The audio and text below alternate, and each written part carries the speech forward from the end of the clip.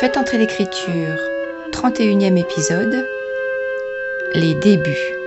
Quand j'ai eu fini, alors j'ai remis à la maison mère ce que j'avais écrit sur des cahiers. Colette, à propos de ses débuts. Dont d'ailleurs, il m'avait fallu retrouver les cahiers, les mêmes que j'avais à l'école, parce que sans ça, je n'aurais jamais pu écrire.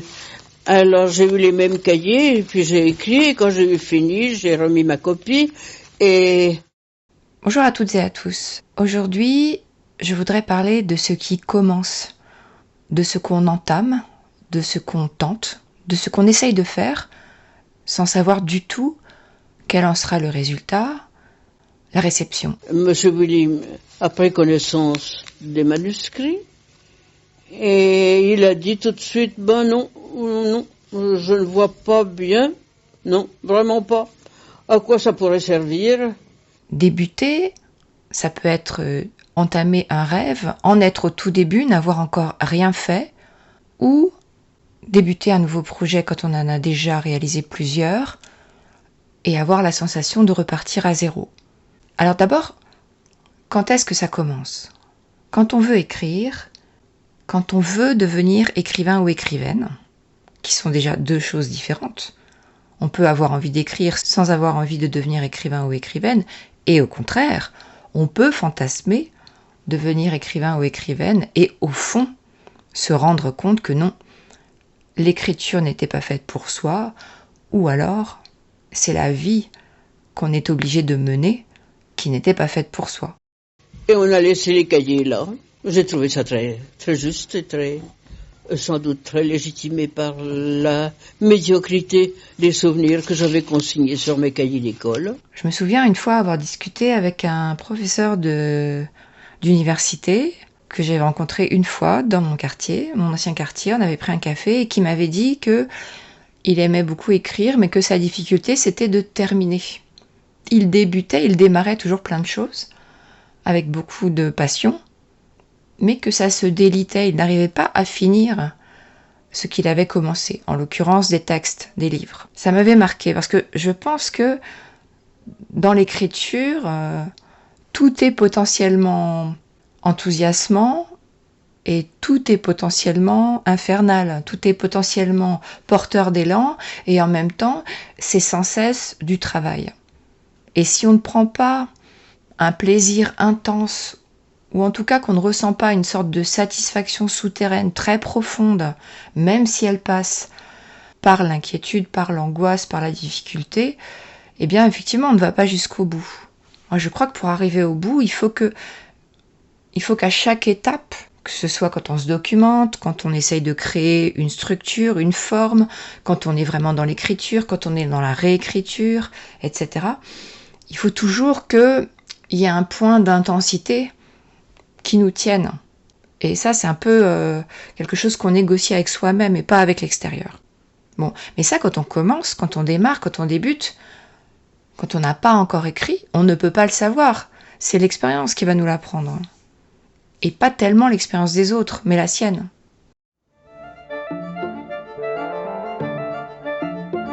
Parce que chaque fois qu'on écrit, Paul Auster. On doit apprendre comment écrire ce livre et pas les autres livres. Et c'est toujours une sorte d'apprentissage. Un recommencement à zéro? Oui, presque, oui. Et je crois que peut-être les gens ne comprennent pas ça, que rien n'est donné. C'est toujours une quête, une lutte, avec beaucoup de détours et de recherches très pénibles parfois. Alors moi, comment j'ai débuté ? En fait, j'ai débuté enfant. D'abord, j'ai voulu devenir écrivaine avant de savoir lire et écrire, en maternelle. Donc c'est pas tellement étonnant que mon personnage dans Bruit F ait cet âge-là. Mais bien sûr, ce n'est pas à ce moment-là que je me suis mise à écrire. Je me suis mise à écrire, je crois, au cours élémentaire. Oui. J'en suis sûre même, puisque je me souviens de l'institutrice que j'ai eue en CE1 et en CE2, qui m'a beaucoup apporté. J'en parle dans Saint-Germain-en-Laye. Il fait gris dans la chambre, dans la cour de l'école, dans la classe de CE1. 8 ans. Nous sommes en avril peut-être. La directrice ouvre la porte, présente la fille, repart. Dans les rangs, l'institutrice la regarde, lui demande d'où elle vient, et à sa réponse s'exclame « Eh bien, tu ne nous amènes pas le soleil ?» Silence. Elle pose son manteau en tournant la tête vers les fenêtres. Pas de soleil, c'est vrai. Qu'est-ce qu'il aurait fallu? Pour que son arrivée en milieu d'année soit acceptable, conforme au règlement, il aurait dû faire beau? Il aurait fallu qu'elle apporte un cadeau appelé soleil? Elle sait bien que non, mais la phrase l'étonne longtemps. Elle rumine, elle ne connaît pas l'expression. Comme on tient un ballon au bout d'une ficelle, elle s'imagine traîner depuis la Provence d'où elle vient un soleil bien jaune, bien rond. Peut-être a-t-elle compris, dans un même mouvement, qu'il allait faire moins beau à partir de maintenant. Mais ce n'est pas ce qui l'inquiète. Ce qui lui pose problème, c'est cette dette, à laquelle elle ne comprend rien. Dans la classe, finir par s'installer. Dans la chambre, écrire un poème, un début de roman. L'institutrice s'appelait Madame Perelli. Selon la saison, elle faisait pousser de la sauge dans la salle de classe ou fabriquait des marionnettes, projetait au tableau des peintures du Moyen-Âge, détaillant les ruelles, les échoppes d'une ville artisane et leurs couleurs vives serties dans la pénombre. Parlait du génie Léonard, faisait découvrir, dessiner, tous assis devant le château, l'emblème de François Ier, cette salamandre reproduite partout, repliée sur elle-même, animal de l'eau et du feu. Chaque vendredi après-midi, au rez-de-chaussée de l'école rue des Écuyers, elle avait inventé ce qu'elle appelait le moment de poésie. Les élèves, assis en rond sur des chaises, pouvaient ou non dire un poème de leur choix, trouvé dans un recueil, chez eux ou à la bibliothèque, au moment où ils le voulaient. Ils pouvaient également lire ce qu'ils avaient écrit si tel était le cas.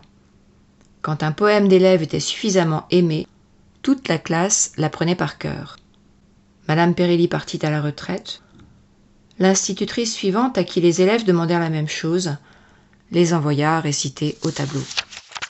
J'ai commencé par écrire des poèmes que je trimballe d'appartement en appartement depuis, dans une sorte de coffret bleu qu'on m'avait offert et dans lequel se trouvait un grand carnet blanc avec un format un peu à l'italienne, et donc dans lequel je recopiais les poèmes que j'avais précédemment écrits sur des feuilles d'écolière, quoi.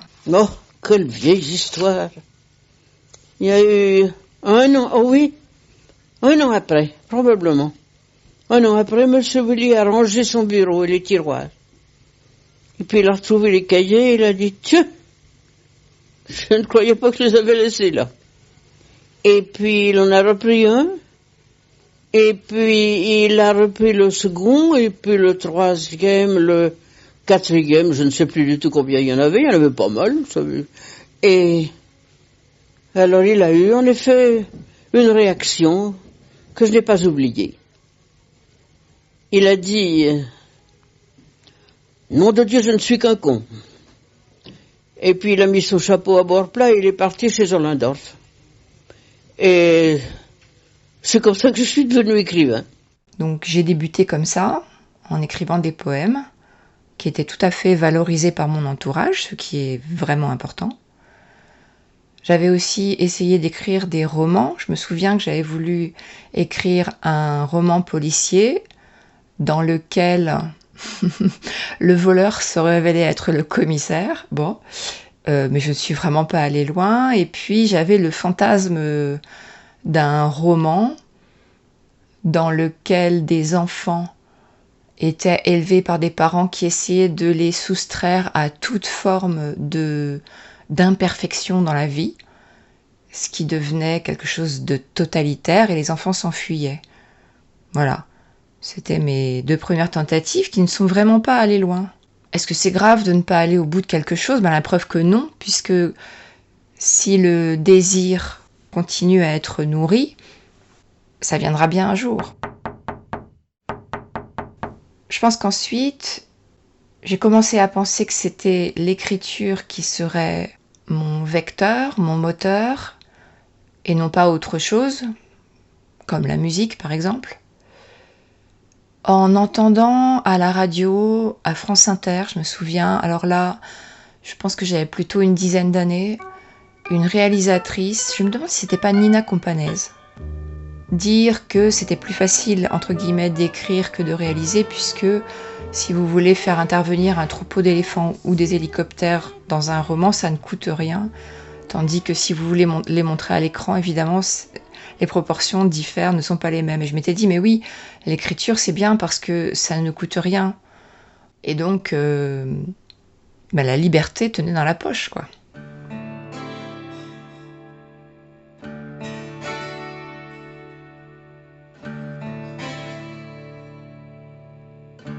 Et ça, malgré évidemment les outils que j'utilise pour écrire, ordinateur, etc., ça reste quelque chose d'essentiel.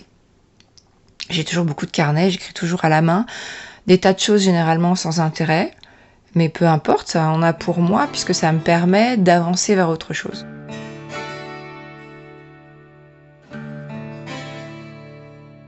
Qui vous a appris à écrire le français si correctement? La grammaire. Donnez-nous un exemple de votre choix grammatical. Eh bien, c'est ça. C'est la première phrase du premier livre que j'ai écrit, qui est à peu près ça. Weidmann vous a paru dans une édition de 5 heures, etc. Le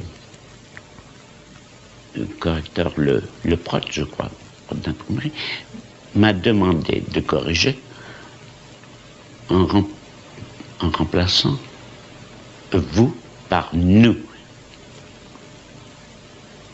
C'est Weidmann nous a paru, n'est-ce pas, m'a-t-il dit. Et j'ai tenu à ce qu'on conserve. Weidmann vous a paru, parce que je marquais déjà la différence entre vous à qui je parle et le moi qui vous parle. Je prenais mes distances, mais en respectant les règles. Donc être écrivaine, c'est quelque chose qui m'a poursuivi encore toute l'adolescence, sauf vers 14 ans, mais sinon j'ai toujours pensé à ça. Et puis à 16 ans, j'ai découvert Jean Genet, et tout en découvrant sa langue d'abord, par Querelle de Brest, j'ai découvert au bout d'un moment ce qu'il souhaitait, c'était créer sa propre légende. Il y avait déjà quelque chose de cet ordre-là chez Jean Cocteau, que j'ai découvert d'abord avec Les Enfants Terribles, qui a été une lecture très marquante pour moi, que je lisais en étant insomniaque, je lisais la nuit. Donc j'ai lu 3 fois Les Enfants Terribles, 3 fois une nuit. Bon. Et je voyais bien à quel point Jean Cocteau s'était créé un personnage. Par exemple, il aimait bien montrer ses mains parce qu'elles étaient belles. Et il y avait dans ce côté touche à tout, quelque chose qui me plaisait beaucoup, tout comme ça me plaisait aussi beaucoup chez David Bowie. Donc mes modèles, qui étaient plutôt masculins, parce que des modèles féminins, il n'y en avait quasiment pas, c'était plutôt à ce moment-là, si je m'en réfère aux personnes, des gens comme Jean Cocteau, comme David Bowie,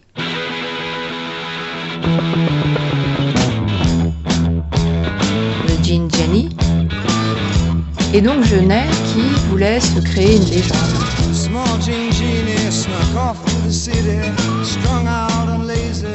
Et alors cette question de la légende, cette question du personnage, c'est quelque chose auquel je réfléchissais beaucoup, adolescente et jeune femme, et c'est quelque chose que j'ai complètement mis de côté. Et là, je viens d'y repenser parce que j'ai lu Comment torpiller l'écriture des femmes de Johanna Russ, et voilà ce qu'à un moment, elle écrit.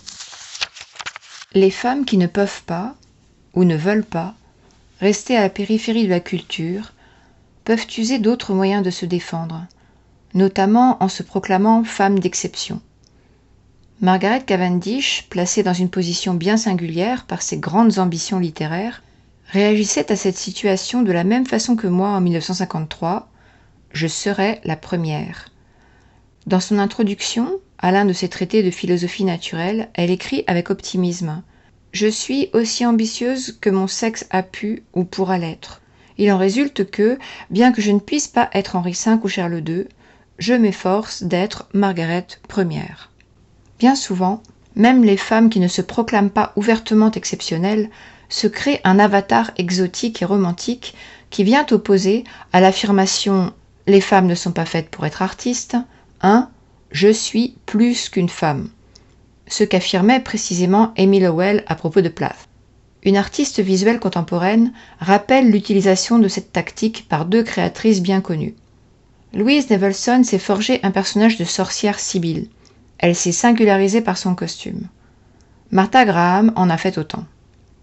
Le style vestimentaire d'Edith Sitwell produit le même type d'image publique, tout comme la cape noire et le tricorne de Marianne Moore. Je me souviens d'ailleurs de l'avoir croisée sur la promenade de Brooklyn Heights en 1960 ou 1961, une apparition intense, indépendante, admirable, ébouriffée et un peu irritée, peut-être parce que je la regardais fixement. Ma timidité m'avait empêché de l'aborder. Et tout à coup m'est venue en tête, évidemment, la façon dont Amélie Nothomb se présente. Amélie Nothomb, bonsoir. Bonsoir. Alors, vous n'avez pas froid là? Non, tout va bien. Non, parce que quand vous écrivez, vous crevez de froid. Ah oui, en effet. Mais là, si vous gardez vos mitaines, c'est pas parce que vous avez froid? C'est le porte-jartel de la main. Dont Chloé Delhomme se présente, dont Laura Vasquez se présente, dont Marie-Hélène Lafont même se présente, avec ses pulls colorés et ses lunettes rondes. Elle marque visuellement le paysage littéraire contemporain par des particularités, des chapeaux, des coiffures, des vêtements, des bijoux, etc. Et ce n'est pas complètement anodin. Et donc, de mon côté, moi, je ne suis pas allée de ce côté-là vraiment. Même si je me présente un peu toujours de la même façon, avec des cheveux roux qui ne sont pas les miens, c'est-à-dire que c'est pas ma couleur, en étant globalement habillée en noir. Mais ce n'est pas une marque de fabrique, c'est quelque chose qui me convient et il y a une sorte de flemme, F comme flemme, à tenter autre chose. Question futile? Je ne crois pas. On est bien obligé d'y penser si on a envie de débuter et que ce début est une suite. Et aujourd'hui, Savrouze avec Valérie Rousseau.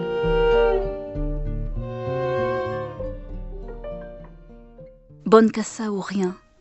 Je ne sais pas nager, pas danser, pas conduire. De voiture, même petite.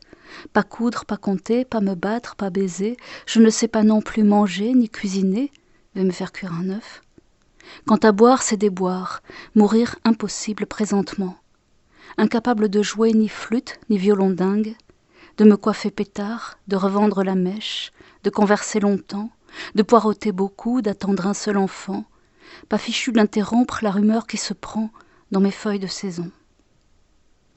Parce que débuter, c'est faire immédiatement l'expérience du fait d'être noyé dans la masse. On écrit, on envoie son manuscrit en lecture, et il est refusé comme 99% des manuscrits. On est dans la masse. On persiste, on écrit, on est publié, et le livre sort au milieu de 500 autres. On est toujours noyé dans une masse, même si ce n'est pas la même. Et on peut en souffrir. Par exemple, Violette Leduc, dans tous les livres qui précèdent La Bâtarde, se plaint du manque de visibilité de ses propres livres. Et elle a raison de le faire.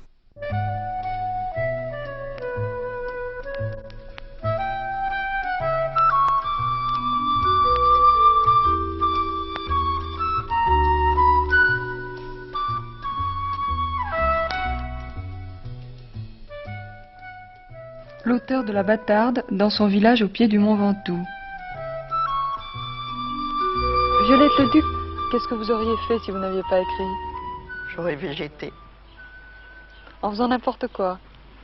J'étais mal partie, vous savez. J'ai raconté dans La Bâtarde que j'étais fille de course, standardiste ratée, secrétaire boiteuse, si je puis dire, sur la machine. Je ne sais pas comment j'aurais fait. Et puis après est venu mon trafic illicite pendant la guerre. Et après la guerre, je ne sais pas. Vraiment, je ne me vois pas. Peut-être femme de ménage. Que dire d'autre? Dire que eh bien, je ne suis pas une autrice précoce du tout en termes de publication. Puisque mon premier livre est paru l'année de mes 40 ans. J'avais publié des petites choses par-ci par-là, mais en fait, je crois pas tant que ça, parce que je ne suis pas une autrice du texte court, autre que poétique. Je ne suis pas une autrice de la nouvelle. Or, quand j'ai débuté, quand vers 20 ans, 18 ans, disons, 18-20 ans, quand j'étais à la Sorbonne, en lettres, j'ai commencé à vouloir envoyer des textes en lecture. À cette époque-là, Internet n'existait pas, on ne pouvait pas du tout se faire connaître comme ça. La seule façon de faire, c'était d'envoyer des textes à des revues. Et souvent, c'était des revues de nouvelles. Or, moi, je ne suis pas du tout à l'aise avec ce format. Je ne suis pas du tout à l'aise avec le fait qu'on me commande un texte court. Et c'est en fait que maintenant que je m'en rends compte. Mais c'est vrai. Et donc, généralement, ça ne marchait pas, ou je n'étais pas contente de moi, enfin bref. Mais il n'y avait que cette possibilité-là. Je n'avais pas de réseau, je ne connaissais personne dans l'édition, et je n'ai pas cherché à faire carrière dans l'édition pour avoir ce réseau. J'ai un peu travaillé dans l'édition à un moment, j'ai été lectrice de manuscrits, mais ça a toujours été en marge. Parce que, profondément, ce qui me centre, c'est l'écriture. Et l'écriture seule, la création seule. C'est comme ça. C'est bien de le savoir, parce qu'au moment où on le sait, ce n'est pas la peine d'essayer de se transformer pour devenir une mondaine. Ça ne sert à rien si ce n'est pas son caractère. Mais de se dire, je suis comme ça, il y a des limites que je ne peux pas franchir, dans mon désir d'entrer dans un monde qui serait celui des lettres, il faut que je trouve d'autres solutions. Et donc les solutions que je les ai trouvées à partir du moment où Internet a existé, à la fin des années 90. Je n'ai pas voulu devenir un écrivain pour écrivain, mais c'est ce que je suis devenue en tout cas au début. Et où donc j'ai commencé à faire tout un tas de choses qui me reliaient à des gens qui écrivaient. Et mon premier public, clairement, nettement, évidemment, ce sont les auteurs, ce sont les écrivains. Et ensuite, le public s'est un peu élargi aux universitaires. Mais je ne suis pas du tout devenue un écrivain ou une écrivaine de best-seller, tout simplement parce que ce que j'écris ne correspond pas à ça. Peut-être que ça finira par arriver quand même, j'en sais rien. Je ne suis pas en train de me mettre moi-même une étiquette sur le dos. Mais de fait, quand on débute, quand on démarre, on ne sait pas à qui on s'adresse. Et c'est normal. Et d'ailleurs, je ne m'adressais à personne en particulier. Et d'une certaine façon, je continue à croire que c'est bien, que c'est important de ne pas commencer par se faire trop une image mentale de qui va lire son texte de façon précise, de ne pas avoir de cible préalable. Alors je pense qu'au niveau marketing, c'est pas bien, mais que par rapport à la créativité, en tout cas pour moi, c'est essentiel. Si je commence à vouloir écrire pour séduire, immédiatement ce que je vais faire va être mauvais. Je l'ai sûrement déjà dit ailleurs. Donc, essayez d'explorer, de défricher, de chercher des formes, de se laisser surprendre et d'accepter que le texte qui apparaît soit bizarre, soit par moments très mauvais. J'en ai parlé dans l'angoisse là, de la page pourrie. On est forcément désarçonné quand on est comme ça, on est forcément en proie au doute, mais même plus que ça, quoi, parce qu'on est en train de chercher quelque chose qui n'est pas la reproduction d'une forme préexistante. Et donc on n'a pas de repère, on n'a pas de balise. Et je pense que c'est important d'être comme ça à chaque fois, pour chaque livre. Alors évidemment que ce n'est pas non plus totalement vrai. Je me souviens avoir eu une discussion avec une étudiante, je crois, en création littéraire, à qui je disais que j'avais l'impression qu'à chaque livre de recommencer à zéro. Il n'y a pas que moi qui ai dit ça. Paul Auster le disait aussi. Elle me disait, mais c'est pas vrai. Et c'est vrai que ce n'est pas vrai, et pourtant c'est vrai que c'est vrai. Ce n'est pas vrai parce que on a l'expérience d'avoir déjà mené un projet à son terme, et aussi d'avoir trouvé un éditeur, et qu'il y a eu un minimum de réception. Donc ce n'est pas vrai qu'on repart absolument dans le vide comme au début. Mais par contre, on est chargé de tous ces échecs, de tout ce qu'on n'a pas réussi à faire, de tout ce que les autres n'ont pas compris, de tout le travail qu'on a pu faire sur soi-même pour ne pas se retrouver dans de la rancœur, dans de l'envie, etc. C'est un travail de toute une vie, ça. Donc bref, j'ai commencé à publier l'année de mes 40 ans. Et moi, à 25 ans, je disais quoi? Je disais que ma date limite pour avoir réussi à aller au bout de mon projet d'écriture, ce serait 40 ans. C'est-à-dire que la seule chose que je m'étais dite à 20 ans ou à 25 ans, c'était « je ne veux pas arriver à 40 ans en me disant que je n'ai pas essayé ». Que j'essaye et que je rate, si je rate, ce n'est pas grave, mais je ne veux pas être passée à côté, je ne veux pas me reprocher de ne pas avoir essayé. Ça a été mon guide toute ma vie. Et il se trouve que, je ne sais pas si c'est parce que je m'étais mis ce chiffre fictif là, ce chiffre improbable et bizarre, mais que la société nous renvoyait aussi beaucoup. 40 ans, c'était vraiment comme une sorte de deadline. Eh bien, c'est à 40 ans que j'ai publié, quoi.